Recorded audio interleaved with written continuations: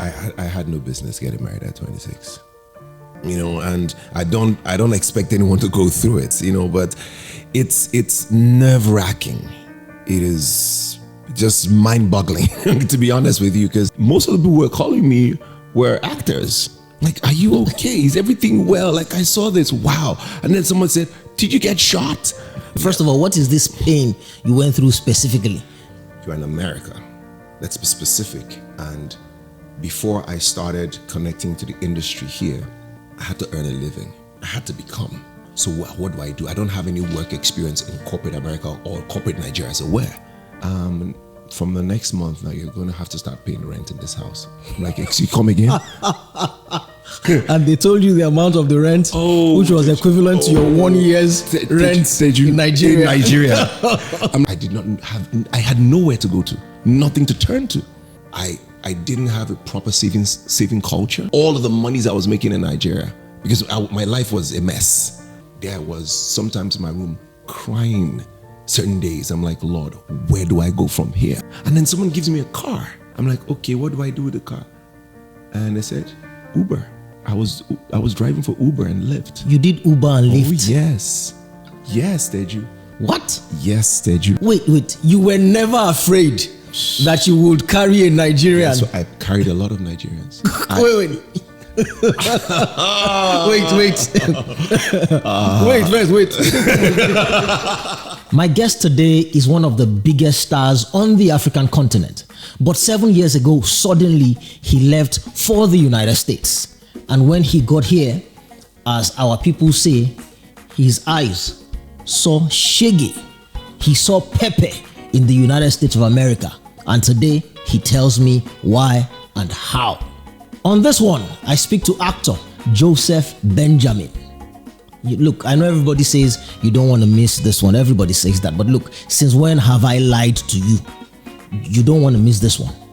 Trust me.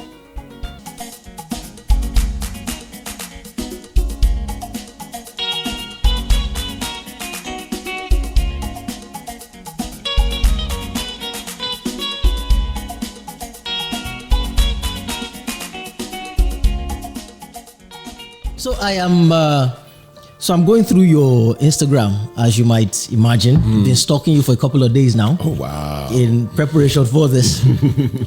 I'm going through your Instagram and then I see a post of you, your arm around this strapping young man, and you're saying, congratulations, son, we have to grow men into son. And this strapping young man is obviously graduating from college or something, or maybe high school going to college. I'm like, what does Joseph mean that the son, this is Joseph's son. Joseph has a son that is this big and is going to, what do you mean son? You have a son that is that old?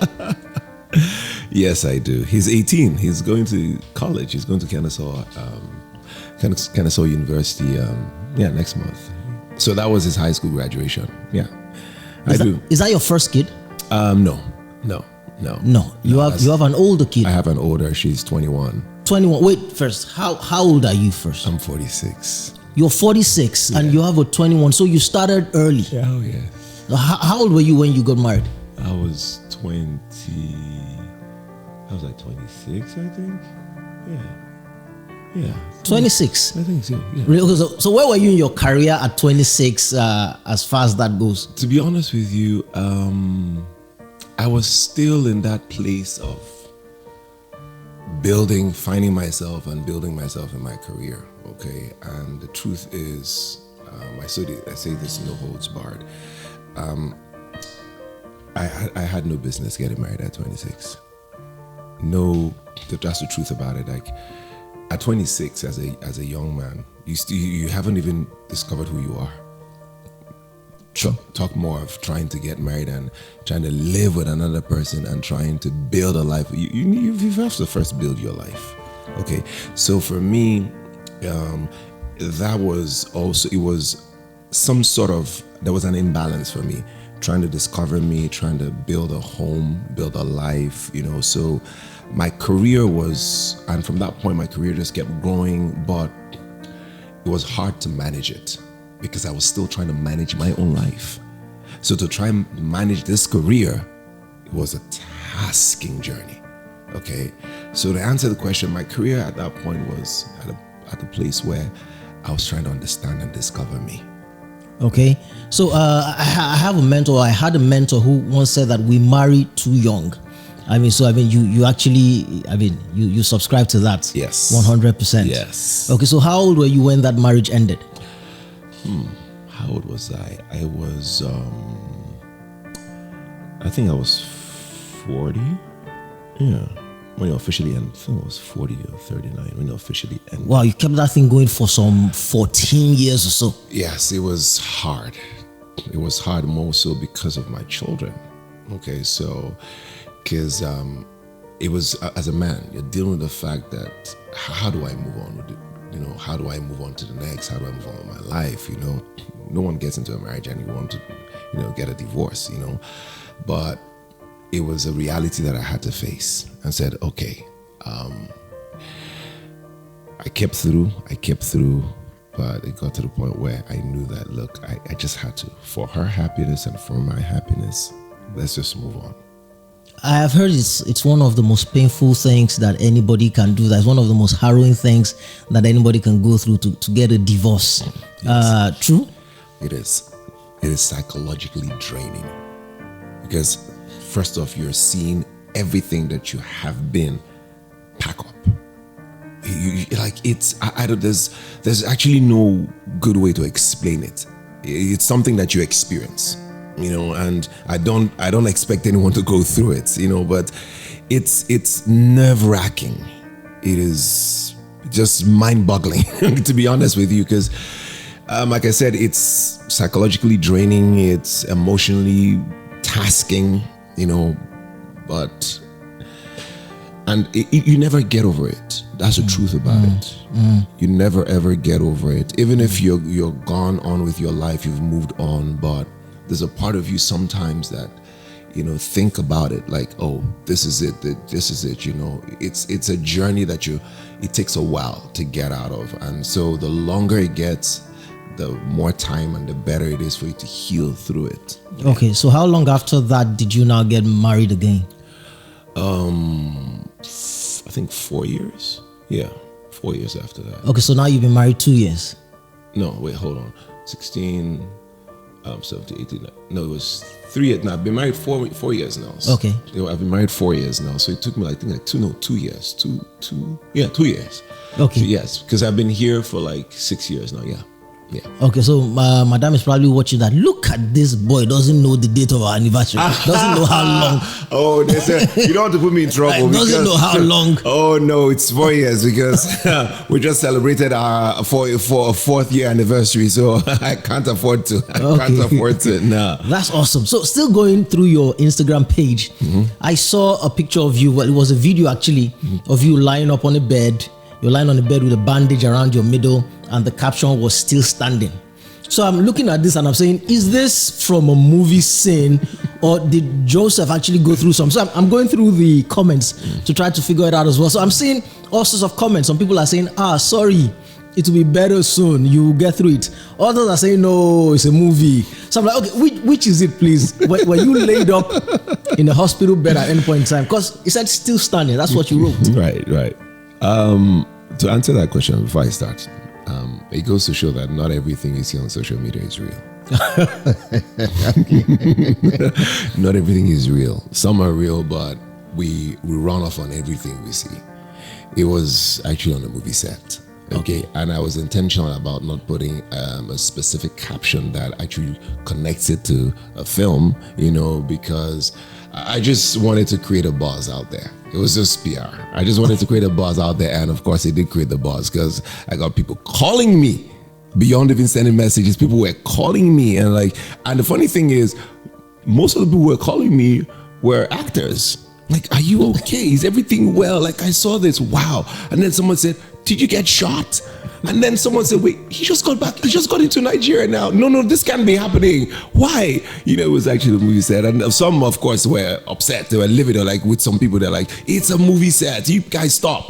And I got a lot of people praying for me and all. It felt good, but it was. Yeah, because I couldn't situate it with what was going on in your life. I mean, the post before, you were standing and smiling. The post after, Exactly. you were standing and smiling. So where does this fit into do you get shot today and then come out and pose, tomorrow? That was the whole but point. I thought I should ask, and this is why I was a bit confused. Right. It's because your post after that said this. I'm going to read this. It must be the post after, or be the one after that. This was what you wrote.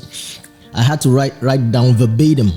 That's what Americans say. Verbatim. Of course, verbatim. Yeah. Say verbatim. Yeah, super it's verbatim. I want to read it verbatim. Verbatim. They say, this is what you wrote. I don't look like what I have been through. It's been a journey. It's been a process. In the midst of it, I have found purpose through my pain as I aligned myself with His will. Now, so it's when I'm reading that after the picture of you lying in the hospital, I'm like, okay, did this happen truly? So that's why I was thrown. But on that post itself, a couple of questions jump out. First of all, that thing that you wrote is the type of thing that somebody who is transitioning, or somebody who has transitioned, or somebody who is trying to transition writes. It's the kind of sentiment that somebody who is tired of their current level, or who sees that their current level has come to an end or is coming to an end, and they have seen the next, and then they're about to make the leap. That's the kind of thing that they write. Somebody who knows, even though every other person cannot see it, this person knows that, man, I'm not long for this level. I have seen the next. So here's my question, and I understand this.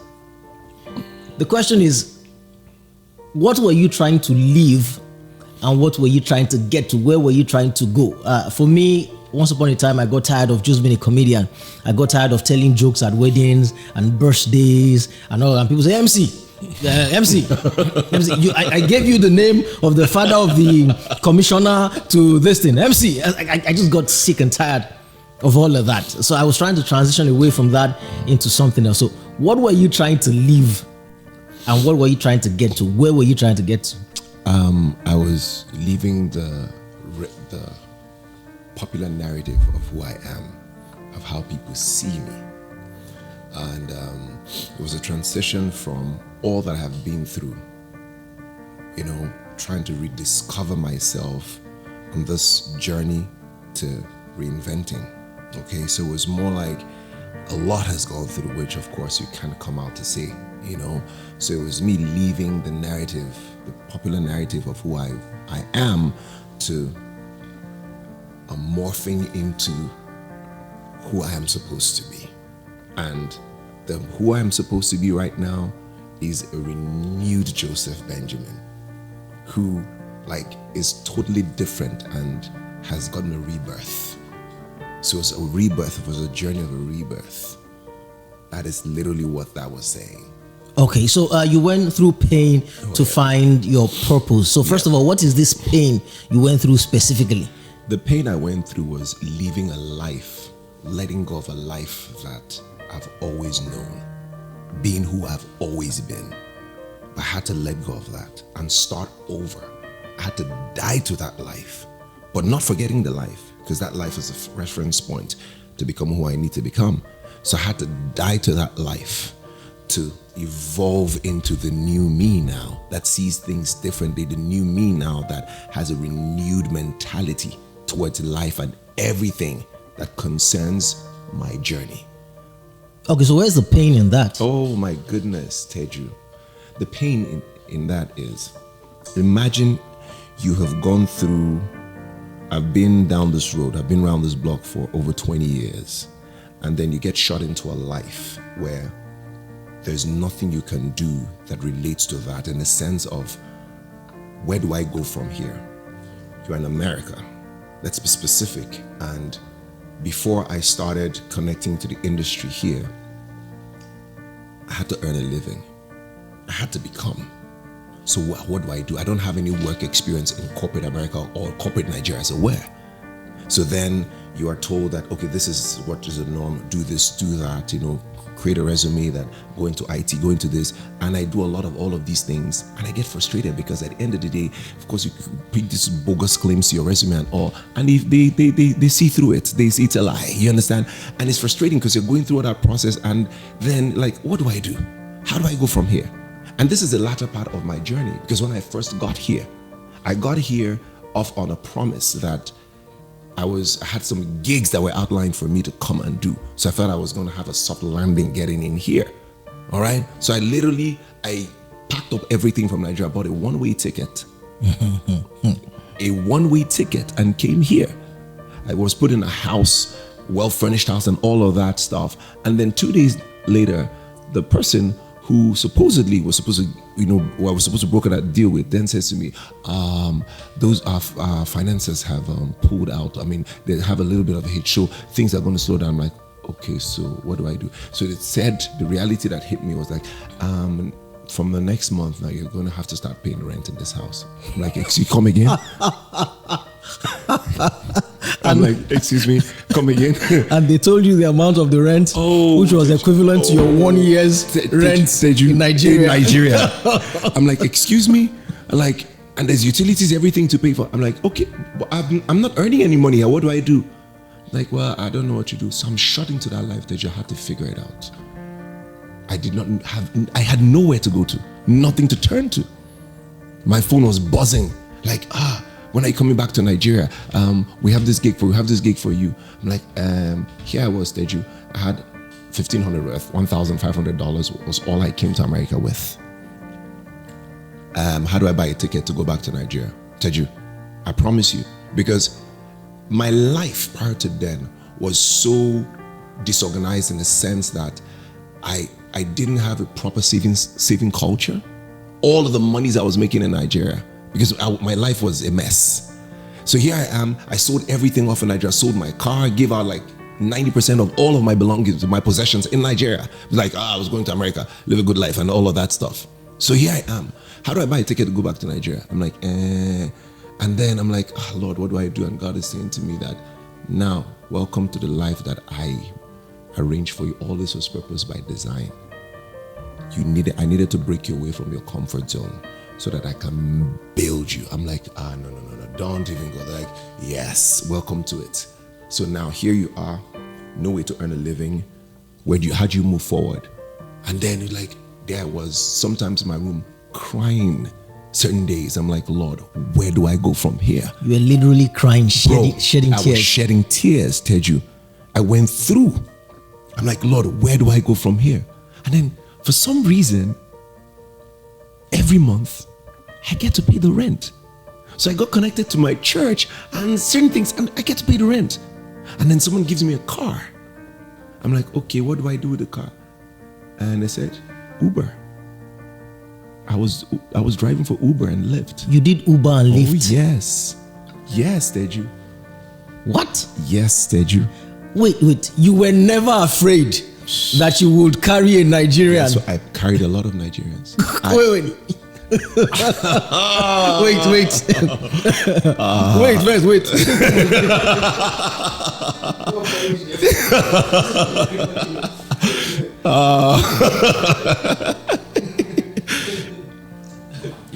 Wait, a Nigerian would order an Uber. Yes. And then you'd roll up and then they'd get into the back seat. Exactly. First of all, how many minutes does it take him? What first? Wait, first. I'm getting excited about this. What was your name on the Uber app? Joseph. Is that Joseph is picking you up? Yes. So they're just expecting Joseph. Then they get into the back seat. How long, first of all, does it take them to know it's you? Oh, the moment they get in. Okay. Like maybe 3 minutes into the journey. So what's the reaction like? They're like, wait, Joseph Benjamin? I say, yes, it's me. Like, oh my goodness, really? I've had a lot. There's this one woman who called her husband, like, do you know who my driver is? Joseph Benjamin. And then she ended up taking a picture with me. She even called her husband. I spoke to her husband on the phone. Some of them take pictures with me. They're like, I even have some who say to me, bros, you go make them. Bros, I love your life. No, bros, you go make them. I can't believe it. See, bros, you did. No. They get inspired by my life. When I end up telling them about the journey so far, my car became a motivational hub. I end up praying with people, counseling people, and then God was saying, yes, this is part of the journey. You're looking for the stage, the crowd, the audience. This is this is the life I wanted. But why does God do that? Teju. Why does God do that? Teju. That's not even the height of it. Do you know I delivered packages for Amazon with Amazon trucks? All those Amazon trucks that deliver stuff. Yes. You were delivering packages. Oh yes, Teju. But no, every day couldn't have been up, and there were days when that must have broken you. Teju. Because I can imagine being me, Teju Babyface, driving an Uber, and somebody comes in. I would just break. Teju. I had those moments. I had those days. So now maybe this. Exactly. Like, waiting. God, no. This is, he said, no, this is part of it. You had to be broken. So that's why I said, it's a rebirth, moving away from the popular narrative of who I am to who I've become, because who I've become now is one that has been broken. Everything has been pulled away and he has been reborn. So Teju, I went through that process. I had to pay my bills. I remember this. You guys don't have Publix in Dallas. You don't. It's just like no, it's a Florida. Yeah, Florida, Georgia thing. Georgia, yes. And maybe a couple of other. I get a job places. at Publix. So they took you to the cold room in Publix. To the cold room, and the guy, they even gave me this the thing that called the thermal jacket, to keep me warm. Yes. But whilst inside there, my nose started running. I'm like, I can't do this. So the guy took me through the fitness, to try to see how I'm doing and everything, and and the next thing. Yeah, he said, "Oh yeah, you're fit for it, yada yada, and all of that." And they said, "We'll call you. We'll give you a call. I think it was like tomorrow or next week or something." And lo and behold, when they called me, I told them, my schedule has changed. And they'll be like, "So are you sure? Okay, when do you think you can resume?" I said, "I'll let you guys know." And then a week later, they called me. I never picked the call. I'm like, me for what? Nah, I can't die inside there. Turn to ice fish. So how long did you do this for? This period, this trying period? I did this for almost, for a few months though.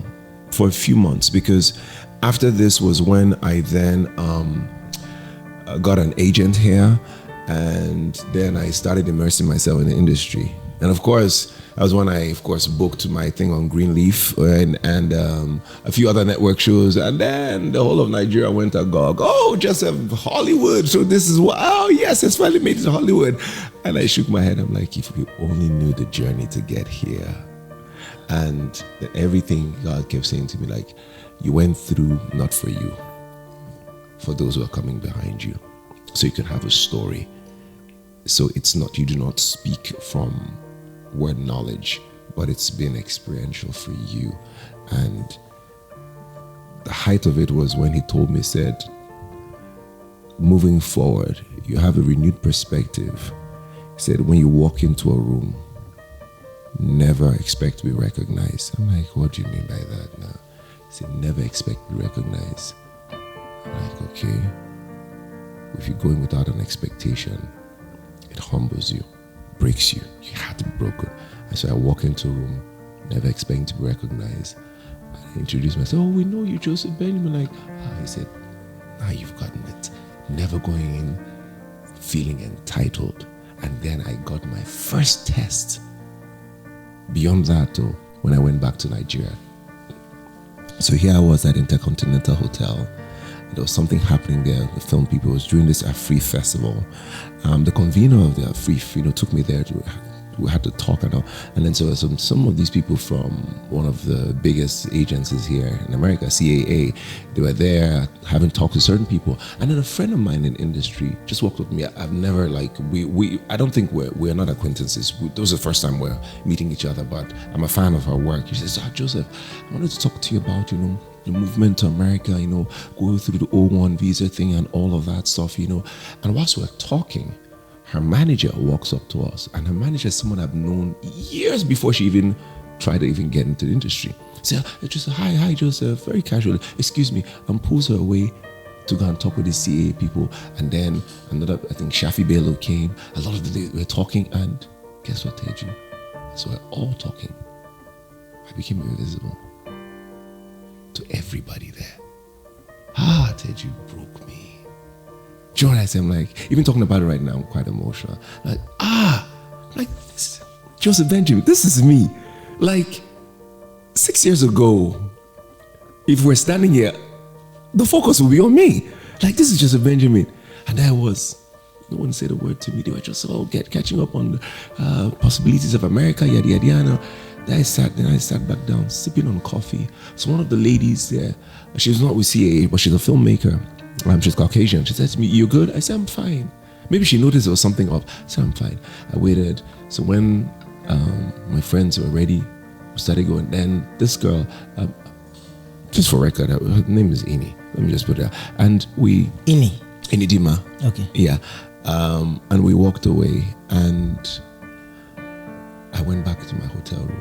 Dini is the PA or the person who came to, or the one you were speaking to? The one I was speaking to. Okay. Yeah. Whose PA came to now? Her manager. Her manager. Yeah, came to now excuse her. Yes. Okay. And when I went back into my room, Teju, I broke down. I'm like, "Lord, what is this?" He said, "Yes, you've gotten it. This is a test. This is a test of how far you've gone." I'm like, "Lord, this is me." He said, "Yes, welcome to your new state." So that's why when I say to you that I see things differently now, I say it from a place of experience. Because a man with an experience is never at the mercy of a man with an argument. Sorry, say that again. A man with an experience is never at the mercy of a man with an argument. Okay. A man with an experience is never at the mercy of a man with an argument. Because you speak from a place of experience, so you do not need to explain yourself to the man with the argument because he doesn't know where you're coming from. That's awesome. Wait. Did you come up with that by yourself? Apparently I don't. I did not. I give credit to who he came up with, but that has been something that has kept me going. Okay, so for the first time, you're one of the few human beings, relative to the number of people who will walk the face of the earth, you're one of the few human beings who can now understand experientially, because you never understood it before. You heard the stories in Sunday school, but it didn't make sense to you, as it doesn't make sense to anybody who's ever heard that story. But now you understand how come the children of Israel could be in slavery and called to God for liberation, and he liberated them, only for them to get into the wilderness and start complaining. Because you must have wondered before that, why would you complain? God was taking you to a better place and you guys wanted to go back. Because I never understood that wilderness story, that are these people mad? Are you crazy? You're going to a better place, so why are you complaining? But it takes experience for you to know that the road to better is through worse and through pain. That's why the children of Israel were complaining. It's not easy to go from your level to the next level. Oh, it's not. It's not. You have to go. That's why I say to people, I said, you have to go through to get through. You have to go through to get to. You always have to go through to get to. When there is there's a destination, you have to go through. And the through is not always a pleasant journey. It's not always a pleasant journey, but guess what? You come out refined. You come out renewed. Like you are a totally different being. And guess what? Things become new to you. Howbeit they were never there's things you've always been used to, but you have an entirely different perspective. But your vista is different now. Oh my goodness. So where was the family all this time? Were the kids with you? No, they were not at the time. Look, ma tell you for pigeon. Now where God save you with that? Even though school here now free, no, yes. But they know a job. So they were back in Nigeria. They were back in Nigeria with my ex-wife. Man, that's where you were saved. Oh, I promise you. So there were times when you must have felt stuck, because it felt like you couldn't go back and you couldn't go forward. What were those moments when you felt like? Those moments, I would have this nudge, like, you know what? I can always just call up somebody right now and I'll get a ticket. Like, the one thing he says to me, he says, if you put your hand to the plow and look back, then you're not deserving. Like, wait, why are you doing this to me? He said, nah, you have to. Because if you go back, you're going back to the life that I took you out of. I took you out of that life, not because I wanted to separate you from that life in the sense of break you away from all you knew, but I took you out of that life so I could remake you because you had lost who you were. I needed to rediscover me. I needed to find me. So those moments were horrible, Teju, because I'm like, waiting. I'm like, what's all this? I'm like, let me damn all the consequences and let me just go. How about, let me just get back to Nigeria? I'm like, come on, carry on my life. I'm like, nah. There's an end point. There's a destination. Okay? But the destination is not the most important. It's not the most important. The journey that you're going through, that's the most important. You have to go through this journey. You have to go through this journey because there's a lot that needs to be deposited on the inside of you. But must have been torture for you, especially since it was after you left that Netflix now came and Amazon came and the industry blew up after you left. And you were here suffering. Teju. I was in the UK a few weeks ago for some sort of training because my wife works with Chick-fil-A. Okay, so they have this mission arm of Chick-fil-A. It's called LifeShape. So they go around the world training entrepreneurs and all of that stuff, using there's something to call the serve model. So I was part of them. I went, spouse too, but I was also part of the trainers, who facilitated the training. And a lot of people recognize me in some of the places. In the UK, of course, we have a lot of, and of course, walking on the streets of London, because look at them with all these Caucasian people who are operators of Chick-fil-A restaurants, who are very wealthy people. And then they see people stop me, taking pictures with me. And then in some of those sessions, they're like, you know what, guys, when they talk to some of the people, it's like, we never knew we were walking with a celebrity. Like, you should have seen the way they stopped him all around. And then I said to them, just to answer, I just digress a bit to say that. No, please go ahead. And so when people were asking me, yes, we've not seen her, I said, guess what? Because what I spoke to was reinventing yourself. And I said to them, I've had to go through that process because for 6 years, I've been away from the industry. Before I left the industry, because my career was birthed in the era of VCDs and DVDs. Yeah. Do you understand? I said, and when I left Nigeria, the most we had in regards to streaming, the only platform we had where you could stream our movies was Iroko. That was the most we had. And maybe some YouTube. And that's why you see more of my films on Iroko. Because people ask me, do you have films on Netflix? I say, maybe 1 or 2 more of them on Iroko. I said, but in 6 years, Netflix, Amazon, Disney, all of these people came and the industry blew up. Right? And it was frustrating for me. You were missing in action. Oh my goodness. You weren't there. I was thinking about wow, Joseph, look at what's going on. And then you see a lot of things happening, the opportunities that are there. And the devil is there every day telling you not finished. See you. You didn't hear from God. It was a demon that tricked you. See, you should be for Didier now. Ungrateful. You weren't grateful to God and you listened to a demon and now you are here, you're not finished. Look at you. That was what I was going through. But say, don't worry. You go through this. They have come in now. It's okay. Guess what? You will not be late. Because first off, you did not build this brand. I built it for you. So you don't have to fight to sustain it. And that's why it's quite humbling whenever I go back to Nigeria, or even before I go, a lot of you get all of this. It's quite humbling to see that you've been missed. And people are so happy to see you back. I'm like, yes, God, it can only be you. So you didn't build it, so you don't have to fight to sustain it. Don't worry. Remember this. You will not be late. What happens is you become the latest thing in town. Say that again. You would not be late. Yeah. What happens is you become the latest thing in town. You will not be late. You just become the latest thing in town. That's just amazing. Oh my goodness. That's amazing. Man. It's been a beautiful journey. And if you ask me, Joseph, would you do this again? In a heartbeat, yes. You would? I would. Do this all over again? Oh, I would.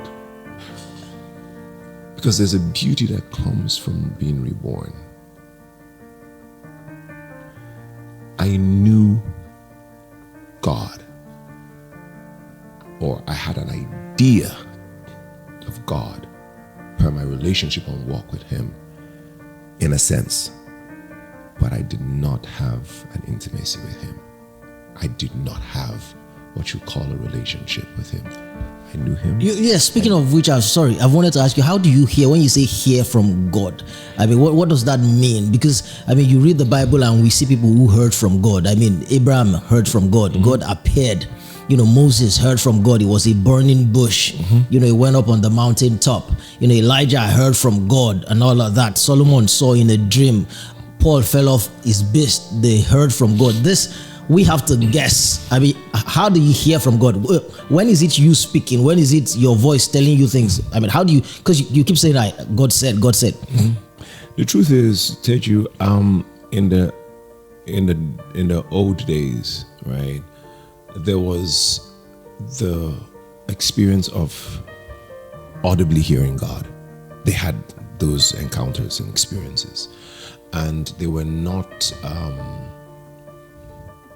consumed by the distractions and what we have in our time and age now. And for me, everyone's journey is different. So God can speak to you through a book. You're reading something and then something just drops in your head. God can speak to you through another individual.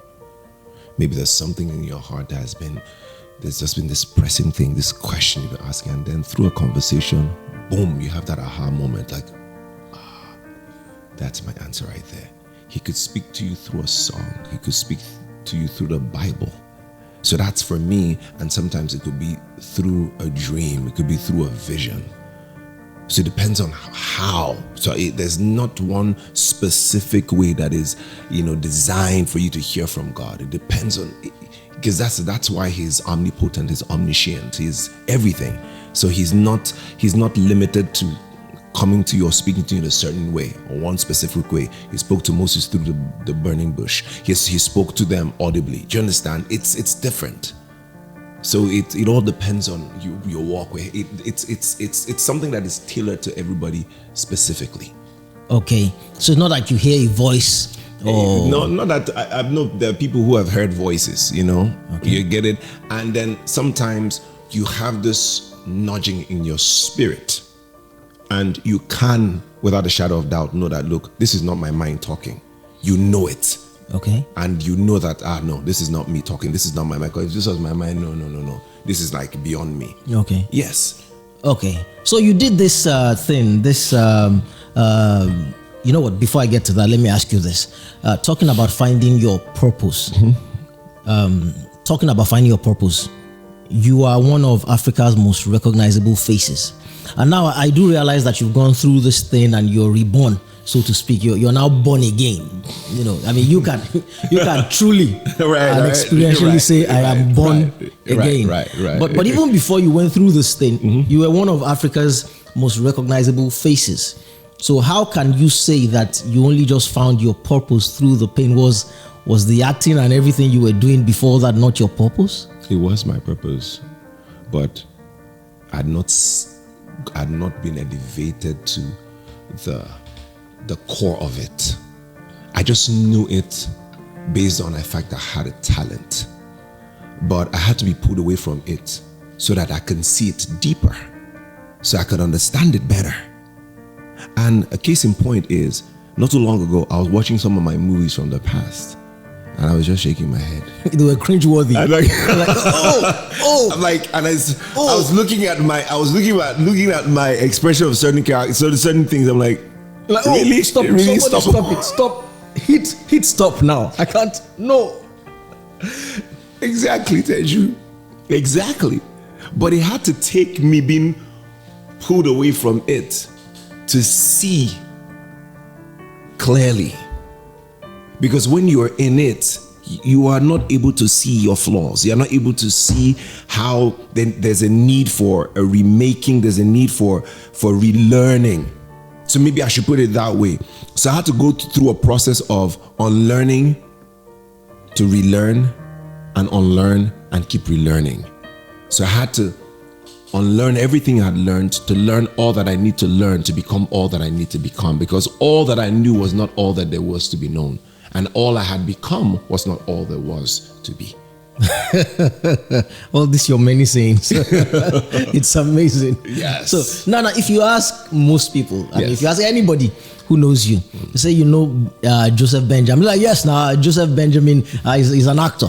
That's what. Look, gather 1,000 people who are familiar with Nollywood and the movies, the African movie industry. Who's Joseph Benjamin? They'll be like, oh, he's an actor.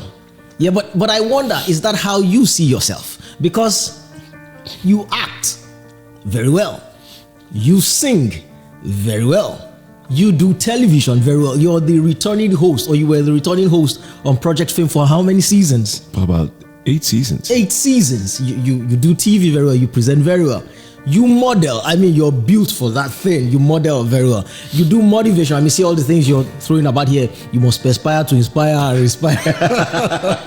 You know, things you're throwing around. So I wonder, is that how you see yourself as an actor? So if somebody were to meet you at an airport or wherever for the first time and ask you, hi, what do you do? What do you tell them? My name is Joseph Benjamin, and I'm an individual who is inspired to help people build their lives through all that I do, through my many talents. Aha, that's what you tell them. And so they're interested now. They ask you, so explain, how do you mean your many talents? Well, I'm first off an actor, I'm a singer, I'm a public speaker, and that is my life. I'm an actor, a singer, a public speaker, and a coach. Okay, great. So the modeling thing is done. Well, I don't put that anymore as a tag to myself. If it comes, well, yeah, those were the early days. Well, but I'm still open to it if it does come. Okay, so how do you deal with the pain? The pain of the confusion is how I mean. The cross and the curse of the multi-talented or the multi-gifted person is confusion. Yeah. You would think that the more gifts you have, the better your life will be. But it's actually the inverse that is the case. The more gifted you are, the more confused you are. Is the curse you have to carry, because you never know what to do per time. You can sing, you can dance, you can paint, you can sew, you can do all of that. And so you're drawn all over, you're turned over all over the place. And there is never a shortage of people to tell you which of those things you should be doing. Right. So you're acting, and then somebody hears you sing, and they come to you and say, look, I know you're a good actor, but I heard you sing. Please trust me, I can feel it in the spirit. Your thing is singing. Leave this acting thing. And then you face singing, and then you're singing. Somebody comes to you and say, look, man, I saw you model. Look, you're built for it. How many men have your pulchritude? God made you for this. You should use it. And then you face modeling. And when you're doing that, somebody who saw your movie from 6 years ago shows up and says, why did you ever leave acting? That's what you, I mean, and you're drawn all over the place. So for a multi-talented person, the issue is not what can I do, is what should I do? So how did you deal with the pain of that confusion, just able to dial it down to your purpose, as it were? Like I said earlier, right, my value proposition is to help people become a better version of themselves and increase their mental capacity through my many talents. And like you said, it's been both a blessing and it's been both a cross. You get it? So I have had instances where people had said to me that they've asked people when they do certain polls out there, like, you remember Joseph Benjamin? They say, Joseph Benjamin, yeah. It's like, he has retired from acting now, he's a singer now. I'm like, really? They say, yes. That's a narrative for certain people. And they're like, Joseph Benjamin, is that an actor? I think he sings, you know? And so I've had to, for me, be intentional and say that I will not be defined by people's narratives. I would rather set the narrative for how I should be defined. And so when you refer to me, okay, whichever suits you at the point, okay, say it. But then I'll correct a notion that is probably off what you should understand about me. Okay, so that said, in my plenty definitions and explanations here, it's been hard to balance it. Because at one point you're feeling like maybe I should give more to this particular aspect of my gifting or talent, or maybe I should dial down on this one. There are times when, for me personally, those moments when I was going through, I decided to shut down the act. I'm like, you know what, let me just face my music. Or you know what, this whole creative thing, let me just leave it. Let me just face being a public speaker. You went through that phase, right? You went through that phase where you're like, I am here at this point in my life and things are difficult because this is God trying to tell me that creative part of my life is over.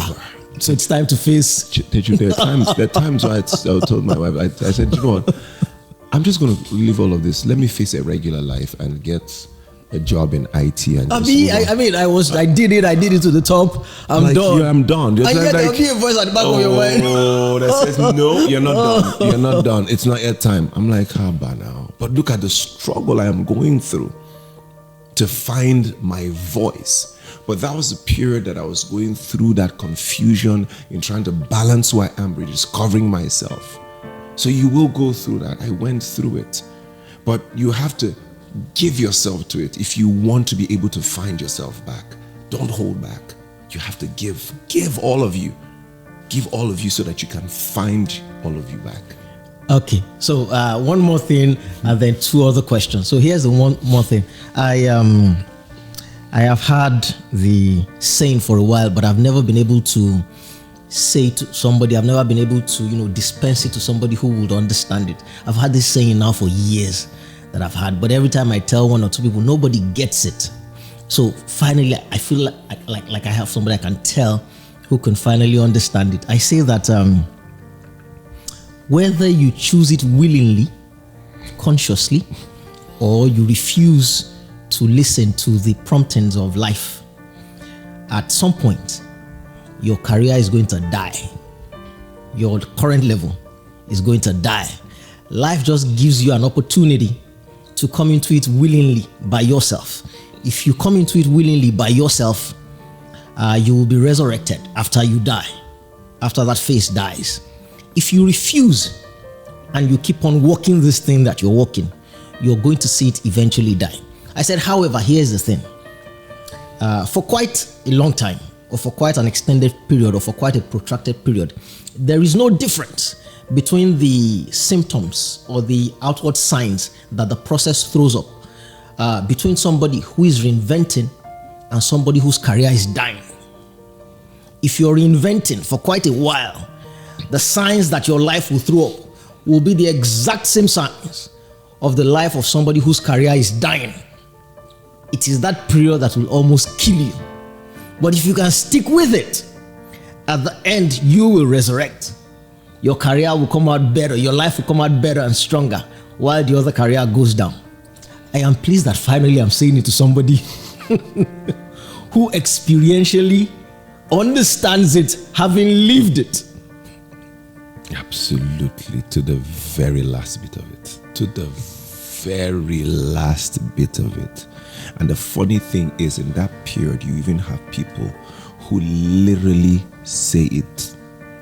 They might not say it to your hearing one-on-one, but passively you hear it. That it's done now.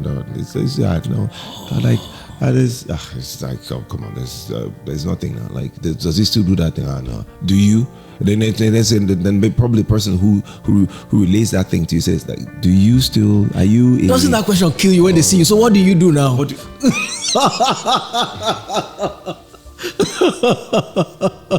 So what do you do now? Are you still in this thing? I'm like, that is all I did. Like, oh really? Oh, okay. So do you have any new thing out there now? Like, you're killing me. Oh my goodness. Oh, man. And I've had those moments where I have to then try to explain to people like, oh, nothing new. I'm working on certain things. And then I got to the point where I said, you don't owe anybody an explanation. You do not. Nah, the process will speak for itself. When it comes to the fullness of time, it will speak for itself and it'll be seen. So don't worry. You don't need to explain, because you keep explaining to everybody. And at the end of the day, they will not run with what you said. They will run with their own narrative. Okay. So are you now tempted to go back to, I mean, I know you keep doing the trips back and forth, but now that the industry seems to be picking up, by the way, maybe I should ask you that. Is this a mirage? Because Nigeria can do that to you. I've seen people.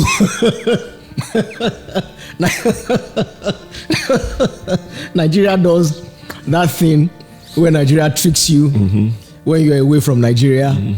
That things were not as hard as they seemed, that it was just you that didn't, So things are looking rosy now in the industry, in the acting industry, entertainment industry. Is it true or is it a mirage? I mean, would you pack your bags now and go back to Nigeria and say, well, things are picking up. Netflix is here, Amazon is here, Disney is here, everybody is here. I would not pack my bags and go back to Nigeria. No, for what? No way. No. That's not the plan. No, they're there. Disney and the co, they're there, yes. But I have a life here. And my vision and focus is to shuttle back and forth. But I wouldn't, off on a whim, just say, like I bought a one-way ticket and came here. No, I wouldn't do that. No, I wouldn't do that. The industry is the way it is. The system is the way it is. Things are picking up. It's getting better. A lot of opportunities, all of that stuff. But it's okay. You can have the best of both worlds. Okay. But can somebody have the best of that one world by being in Nigeria? Can an actor decide, I mean, objectively speaking, given what you know as an industry insider, can an actor stay in Nigeria and say, you know what, I'm never going anywhere and I'm going to make them millions of dollars just being here. The industry is picking up. We're doing awesome things. Nollywood this and Nollywood that. Like I tell certain actors in Nigeria, I say, look, have multiple streams of income. I promise you. The industry in Nigeria is not structured the way it is structured outside. For national and global standards, it's not structured the way it's supposed to be. So you don't have enough security. There's not enough fallback in a sense for you as a creative, and you say that you can live off of being an actor. Though you can live off of residuals from things. You don't have that kind of system set up. So you have a one-off system where you get contracted for this. After that, you move on. So don't have multiple streams of income, because if you feel like, this industry, because that's why a lot of actors have multiple streams of income. So they don't just rely on the acting, because I promise you, will you be the one to do all the films? You can't do all the films. So what happens in the period of waiting? Won't you pay your bills? No, you will. Exactly. So be in touch with reality. So whatever it is you're doing, have multiple streams of income. Okay. You definitely have to. Okay, so are they getting paid? Because for the layman who watches from outside, actors are getting paid. You see them in all these big movies now. Are they getting paid now? They are getting paid, but can it be better? Yes. Per global standards, yes. It can be a lot better. I promise it can be worlds better. Okay. Yes, because actors are not earning as much as they should.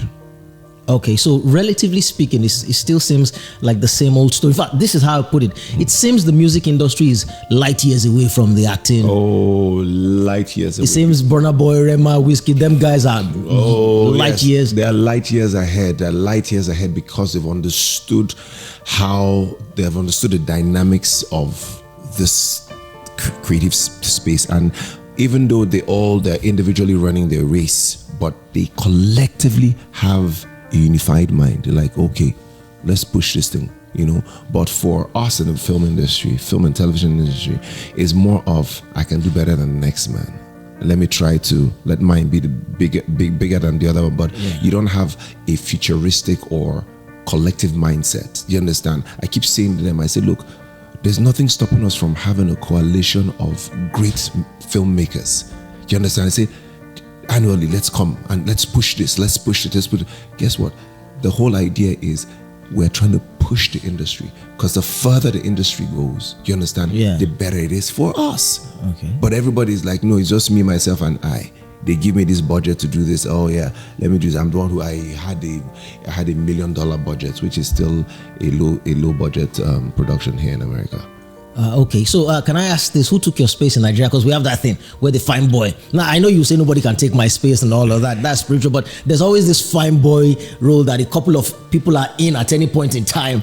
You know, so who would be the person who stepped into your fine boy role? To be honest, Teju, not because I'm trying to hold on to something, you know, but there are quite a few of these younger lads who have come up and who are stepping into that space. So I can't specifically say this person has, because at the time, you know, there was not a lot of competition around when I was still there, in a sense, actively at the time, you know. So, but right now there's a lot of them there. So honestly, I can't say. I know maybe I would say one person that I feel is actually kind of like occupying that space in a sense would be DME.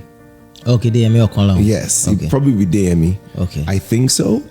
Because I would say because his body of work kind of like speaks to Something it. tells me you guys have spoken in the last couple of days. DME and Yeah. I. Oh yeah, we have. Okay. As a matter of fact, we even met each other yesterday. Okay, you were together yesterday. Yeah, Okay. together. It's like, you know, and of course he was bouncing certain things off me and all of that stuff, of course, and reminding me of how it all started for him. You know, all the conversations we had and all of that stuff, you know, and I'm proud of him. I'm really proud of what he has accomplished so far. I'm really proud of it. Okay, so to put it in perspective, DME would be your younger colleague in terms of time, time you entered the industry, entrance into the industry. Yes.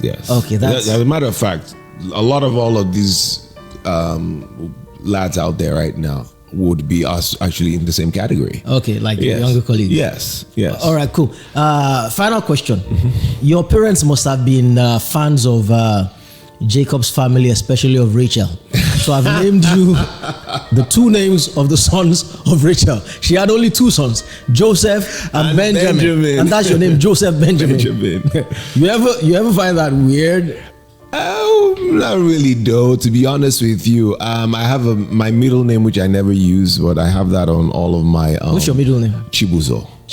Okay. Yes, I have that on all of my government documents. I have never found it. It's just that people find it quite fascinating. Yeah. You know, that I have the names of two brothers. Yeah, you're Joseph and Benjamin at the same time. Yeah, and I tell them, I say, well, it's just the way it is, and these names have actually been very pivotal to my life. All right, look, Joseph, thank you for doing this. I keep telling my guests I could keep you here because I want to ask you, all the what next questions. What are we doing after you did the bitter leaf thing? The green leaf. It's not green leaf. Green leaf. Bitter leaf. After you did the green leaf series, I want to ask you all those things, but let me save something for next time. Absolutely. Thank you for doing this. Thank you so much. Thank you for having me. I really appreciate it. It was fun. All right, then.